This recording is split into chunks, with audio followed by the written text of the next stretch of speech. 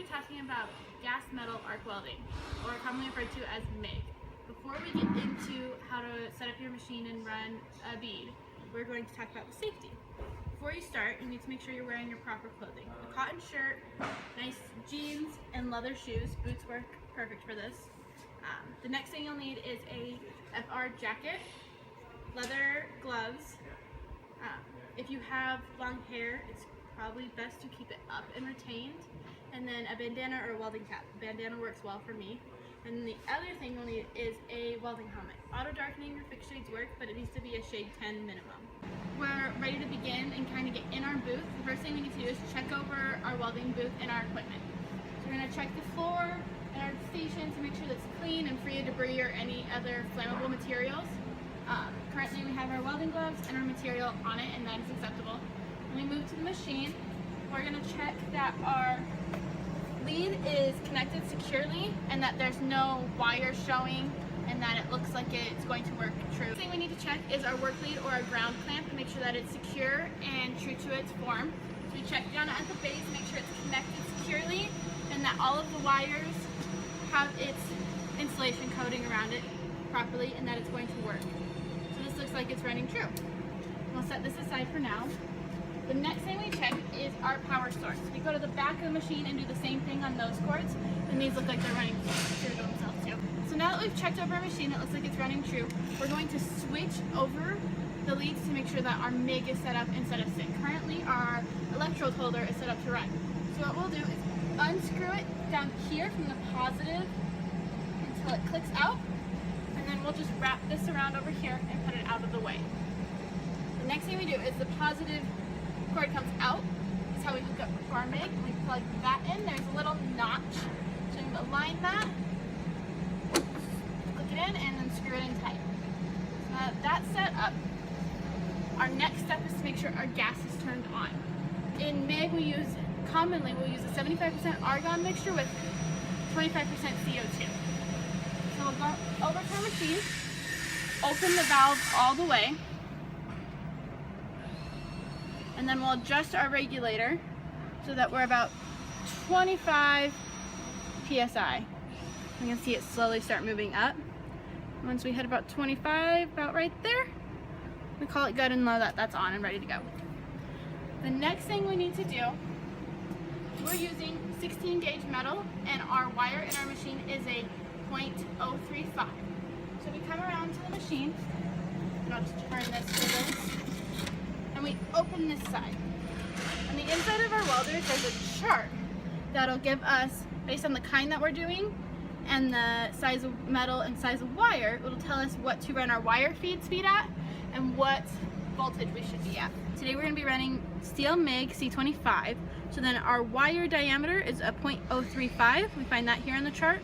And our metal thickness is a 16 gauge. So we line that up and it tells us that our wire feed speed should be 120 and our voltage should be 16.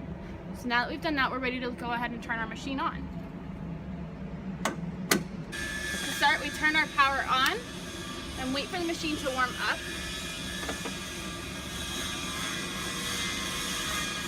After it's warmed up, it'll go to the last setting that it was used, but we want to make sure we go to the home button and set it up for ourselves.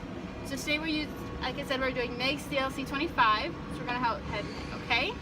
And this tells us to make sure we connect our positive lead here and that our negative is our ground. And it also tells us that our gas mixture is 75% argon and 25% CO2 like we talked about earlier. So we'll continue. Our wire diameter is a .035, so we'll continue with that. Our metal thickness is a 16 gauge, continue with that. And then it sets it for us as well, but we had just checked the chart. So if this is off from what our chart says, we make sure to readjust it to the 120 wire feed speed and the 16 volts.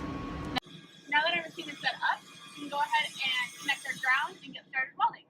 Clamp and make sure to secure it nice and tight onto a piece of metal that's not painted or rusted over. The next thing we do is grab our MIG gun and make sure that it is running. So our machine's on. You see this one's kind of dirty, so we clean it out. If we needed to, we could take this off, unscrew this, and really clean off the tip, and clean off the inside.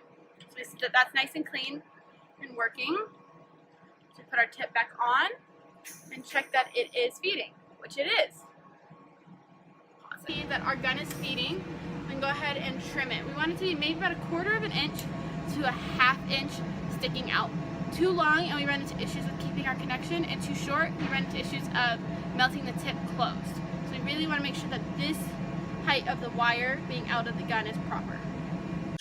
So before we start welding, we also want to make sure that our ventilation systems are on, and they should be in any shop that you're working on.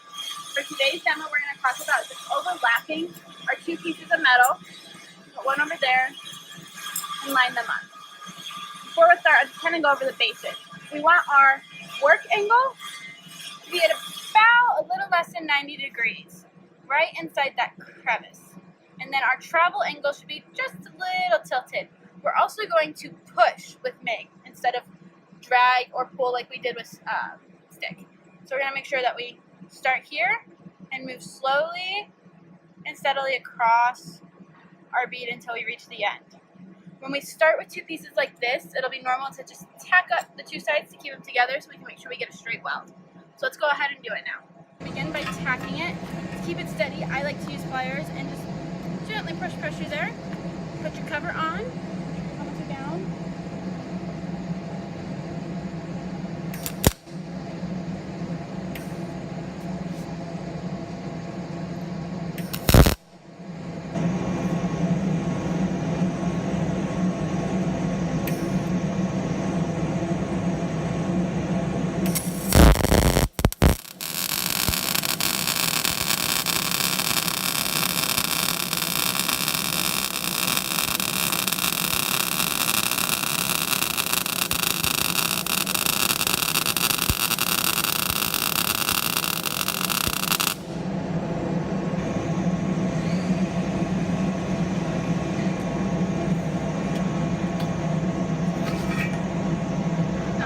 This metal is going to be very hot, so make sure to avoid touching it until you can dunk it.